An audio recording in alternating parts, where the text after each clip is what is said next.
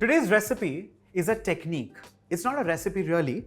The whole idea is about choosing the right quality of Colocasia, which is also known as Arbi or Arbi. It's also from the Jerusalem artichoke category. Well, let's begin how to choose and how to process Arbi. Let's begin.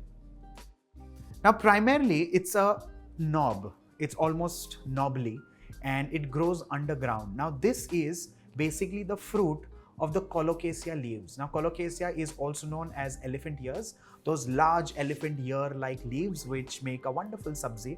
It also makes a roulade called aruvadi or patra, as the Gujaratis call it. So ensure that you buy this from a vendor where this is nice and clean looking.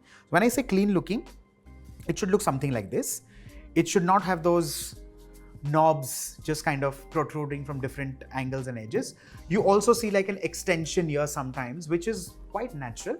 The only thing is, in my personal humble opinion, I feel there's a lot of wastage when it comes to something like this because you end up peeling it eventually after this gets boiled. Primarily, what you do is just give it a little bit of a peel like so that this hair-like thing just kind of comes out. So let's do that first. Once this hair-like thing comes out, we need to dip this in water. And in the same water, we're also going to wash this little tuber. While peeling this, you'll realize that a little bit of the skin also kind of comes out. Do not keep scraping too much because the whole idea is to remove this hair-like thing. And that's about it. The next step is to clean this like so. If you wish to use a brush or a scraper, you can by all means do that as well. Let's add it in clean water this time. This way you remove all the mud from the Colocasia because no point just relying on the vegetable vendor. While I'm doing this in a bowl of water, by all means you can do this under running tap water.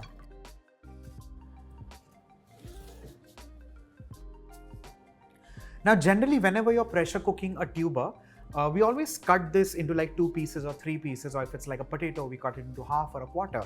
But especially in case of a Colocasia or an Arbi, the least exposed to water, it's always better because once this gets cooked, it'll also kind of get slimy. At this point in time, it's not slimy at all. But when it gets cooked, it gets slimy, it gets sticky. And that happens because of overexposure to moisture or to water. So the next step is to drop this in a pressure cooker. Once this goes in the pressure pan, I'm going to add in one very critically important ingredient, and that is Ajwain or Carom seeds. Because of the addition of this, the Arbi gets beautifully perfumed from within. Another ingredient that especially for this tuber becomes very relevant and very important, and that is the addition of Kokum Petals. Now, by any means or any chance, if you cannot lay your hands on this, you can also add in a dried lemon, which you get internationally very easily if you're in Egypt or Saudi or in the Arabic nations. Also what happens is, this does not just make it slightly sour, but also ensures that the stickiness is at the least. Another thing that really works well with kokum is the fact that the itchiness completely goes away. Important to salt the tuber, any tuber for that matter. And finally, last but not the least, water. At this stage, we turn the flame on, cover the lid, place the whistle, and cook this under 5 whistles. 20 minutes on low is also about perfect. Allow the pressure in the cooker to subside completely. The pressure has settled well. Let's have a check. Let's drain out all the water and collect the Colocasia in a bowl. With this, a Colocasia has to now completely cool down. At least it has to come down to room temperature, because the whole idea is to peel this brown little skin that is still kind of existing on the Colocasia. Try this vegetable sometimes. I'll show you some recipes in the days to come. Till then, stay connected. Bye for now.